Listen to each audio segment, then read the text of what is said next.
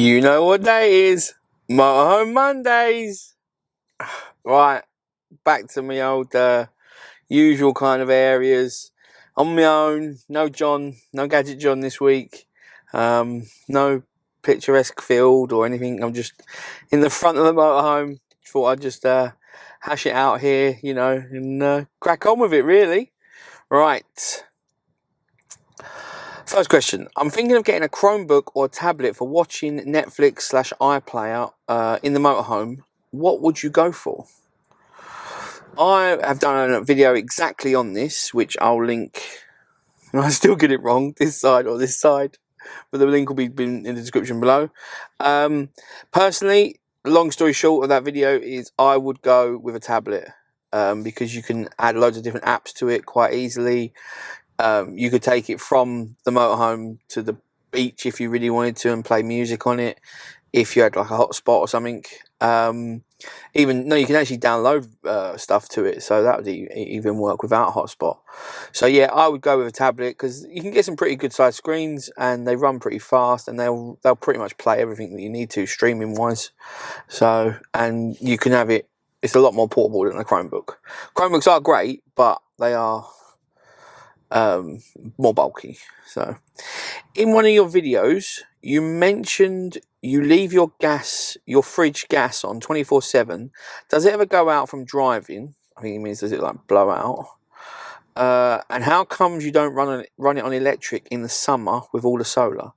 Right, so yeah, I do leave it on 24/7. I've had it blow out once or twice in the entire time, but you just get a bit paranoid and you just check every, I know if it's not now, and you can get a fridge alarm, you can get like a temperature sensor, so if it does go below a certain thing, it will start buzzing its nuts off. But I did have one of them and it didn't really work well, it just kept bleeping at stupid times, and yeah, it kind of annoyed me. So I just know if it's not now, and I've got a thermometer in there, but you do check it regularly. Now, when it comes to electric, my fridge, I can't remember what it is. If it doesn't run on 240, it doesn't run on 12. I know it don't work on one of them. But regardless of that, even if it did work on both, you've got to remember to switch it over. So, because I'm parking urban and I'm not like going on holiday, so it's not like leave the home, drive to the campsite. It's on electric whilst you're driving, get to campsite, and then plug it into gas for a while parking, for instance, and then go to a campsite in 3 days time and plug it into electric. Then that's very easy, very manageable, quite easy to remember that. But I'm going from like driving here, there and everywhere, driving there, here and everywhere, stopping, starting. So yeah, I would lose food. Bottom line, I would definitely lose food. Now if I had one of them fridges that's a more modern fridge where it automatically, I know John and Mandy got this in there, so if the gas cuts off or runs out, it will wait a couple of seconds and then it will go, and then it will tick over to the electric, and vice versa. If the electric, I think, gets too low or a certain level, I'm not sure how it works, but then that will turn off and then you hear a click click click poof, where it's just like the pilot light and it's lighted the gas light, so it's now I'm running on gas, so it does it itself. Now that I can deal with, and I would deal with if I had to get a new fridge, then I'd probably do something like that, and yeah, I'd let it run because I have got the solar, so that's good.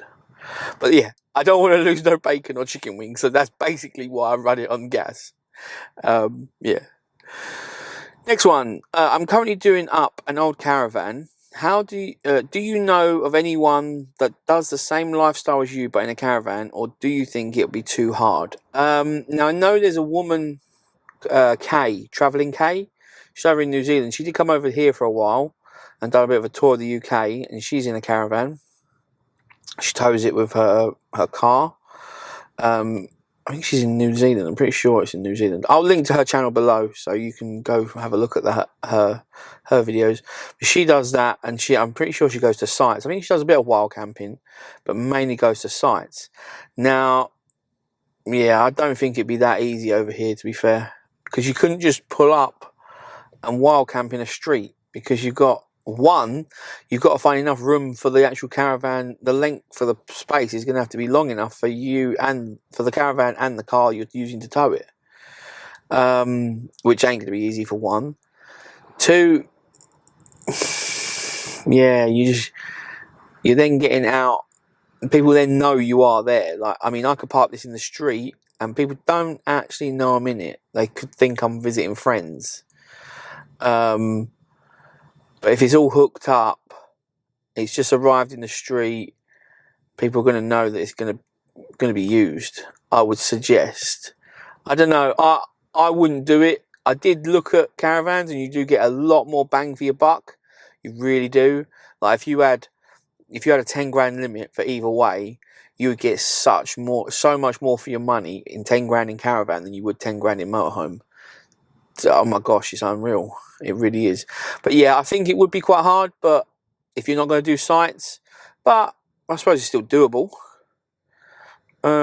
Next one. Me and the wife are halfway through our own van conversion and we're looking at solar, but want to get it right the first time. Can you advise us on what panels / controller to buy, please? Brilliant that you're doing your own conversion. That's cool. But you can't wait for that up on the road and then get out there and have some fun. Solar, right? I'm no solar expert, really not, and I've done mine a few times because I've made changes to my system. All I can say is don't go flexi, go rigid panels.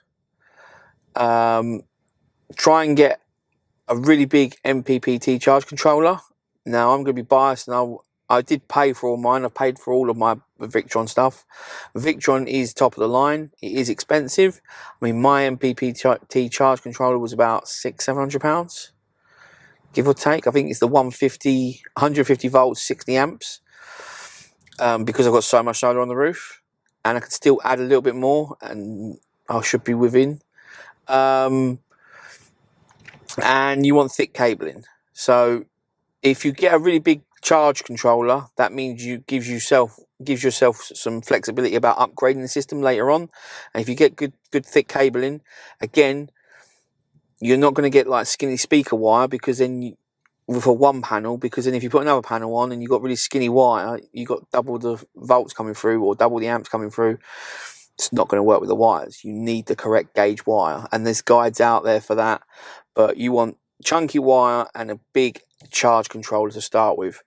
And then before, that's the basis of it, but before all that, you need to work out what you're actually going to be powering. Are you going to actually be powering a lot? Because you might not actually need a lot. If you're just powering the LEDs, the shower pump every now and again, and for a water pump for a cup of tea, and you're charging your tablet and your phone, you're not going to need that much. You're really not. So that wouldn't warrant like loads of Victron stuff and, you know, BMVs to monitor the batteries and how much actual power you've got left in them. That wouldn't need it. But if you're going to be running a lot of heavy stuff and you want a lot of power, then yeah, go out and do it. But there are guides out there to work out what you're going to be using. But you've got to remember that if you've got 240 appliances, you've got to do the conversion from 12 volt to 240 in the amps, and there's calculators. I'll try and link. I'll ask John. I'll send John a message and I'll ask him for a few calculators or something, or a few good resources. But because I am not an expert, I really am not. Hence, I've done mine a few times. So, but yeah, you want to know what you're going to use it for and really think hard about that. Don't just go gun ho like I want to power the world in mine, which I did, and it costs quite a lot to do, and I can power quite a lot, but don't actually need it, really and truthfully. So know what you're powering, and then try and get the best as your budget allows with your cables and your charge controller. Right, now as I've been waving my hand around, this one kind of shows you this next question. Why do you wear your watch on the wrong wrist? Now I wear my watch on my right wrist. That's not right, apparently. I should be wearing it on this one. But who says that? Why is that right and wrong?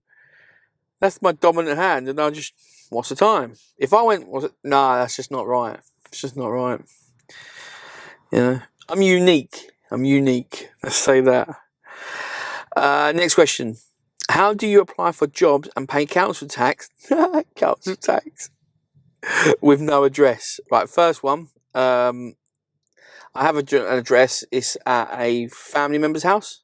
So I use a family member's house for my address. So you can just use that for applying for jobs and things like that. And council tax. That's cute. No, I don't pay council tax. I could be in 4 different counties in a day. I mean, today I'm going to go see a friend. So I finish work. I'm going to go see a friend. I could be in Hertfordshire, then Bedfordshire, and I might nip back. I could be in Essex as well. So which county do I pay? If I was gonna, who do I pay? Don't work. And that's what we love. I ain't doing that. We ain't doing that. No, no, no. Do you have friends round for a cuppa in your motorhome like you would in a house? Yes, I do, but, and this is the caveat to that, that I usually drive to their house. So I just go into theirs, obviously post-COVID, pre-COVID and all that. I would go into their house because I'm driving to their house. But if I was going to meet someone like outside their work or meet someone for their lunch break or something like that, which I've done, I meet my mates sometimes on a lunch break or something.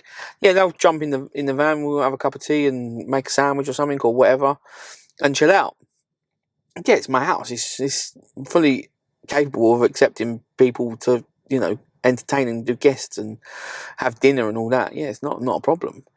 But 9 times out of 10, when I'm going to see someone, I take my house to them and then I go into theirs because that's just, I don't know, that's just it. That's the way it is, I suppose.